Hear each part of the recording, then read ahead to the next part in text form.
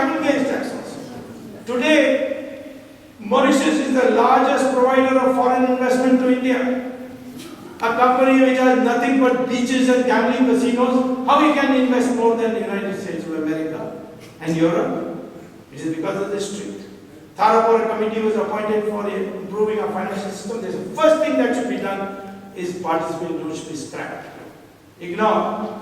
SEBI, the Security Exchange Bureau chief said, Damodaran said, I think this participant note is dangerous because, it's destabilizing the market. Removed from the post. Another man was brought in who kept his mouth shut. Then National Security Advisor said, participatory notes are being purchased by terrorists and they are earning on our stock market before blowing up Bombay. They are using our money to blow up Bombay. So literally, and what happened to the National Security Advisor? Governor of West Bengal. Now he's not there. So you are damaging the economy by allowing terrorists to come in. You are damaging the economy by rigging the stock market. You are damaging the economy by inflation. You are damaging the economy by lopsided investment priorities. What a lot of difference it's making. So corruption is not just some politician taking money and becoming rich. No more you can say, it's just for election purposes. The amount of money people have got is unbelievable. We are now the largest depositors of money abroad. And all these Hawala people, they all have to keep foreign governments in good humor. Most of them are ISI agents. So ISI knows which of our ministers and which of our officials is putting money in the foreign banks. Because the Hawala people will tell them. Hawala people tell our people also. But our people cannot act.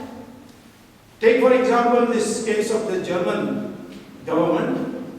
They found that their officials were putting money in Liechtenstein Bank, secret bank. So they asked the Liechtenstein Bank, give us the money. Give us the names of all the officials who are putting bank accounts there. So Liechtenstein said, no, we will not give. Because this is our business. You control from your end, we are not going to control them from here. So then what did the Germans do?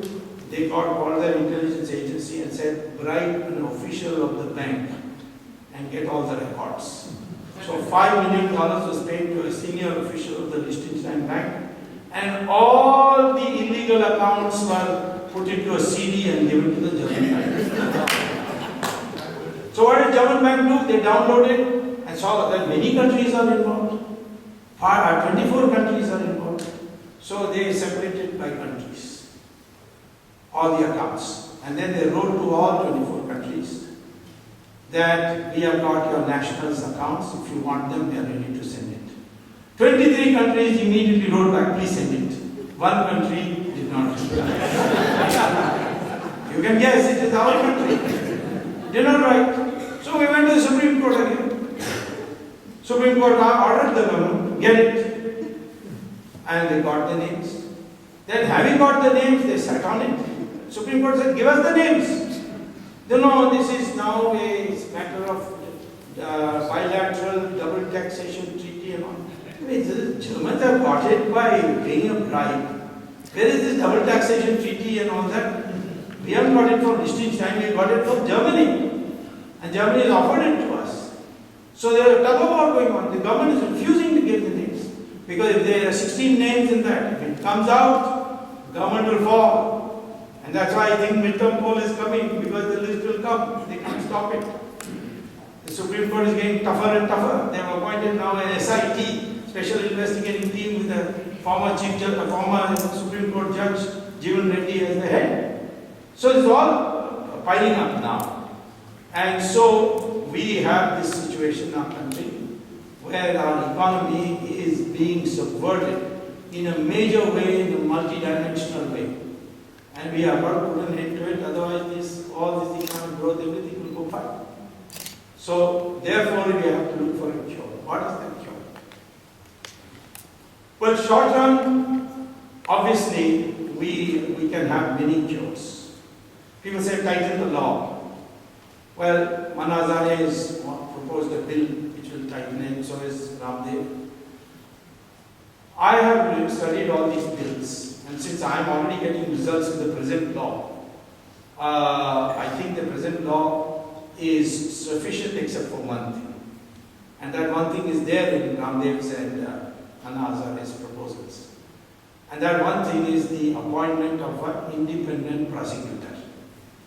In the United States, when Clinton got into trouble with that Monica Lewinsky, Ken Starr was appointed as a public prosecutor. The Americans have a provision. Watergate also they appointed an independent public prosecutor. Hong Kong was considered one of the most corrupt countries of Asia. Then they appointed an independent public prosecutor. Within 10 years, it became the cleanest country in the world, in Asia. So, therefore, what is the public independent prosecutor? He doesn't have to ask anybody's permission. He can directly, having received a memorandum, he can directly tell the CBI, go investigate and give me a report. Today, nobody can order the CBI unless you go to court. But court is, you can't overburden the court on a daily basis, you see, with every case. So you must have an independent prosecutor. And that independent prosecutor should be able to ask the CBI, the Enforcement Directorate, the National Intelligence Agency, all these bodies, investigate and give me a report. I will tell you the government has a report on everything through intelligence.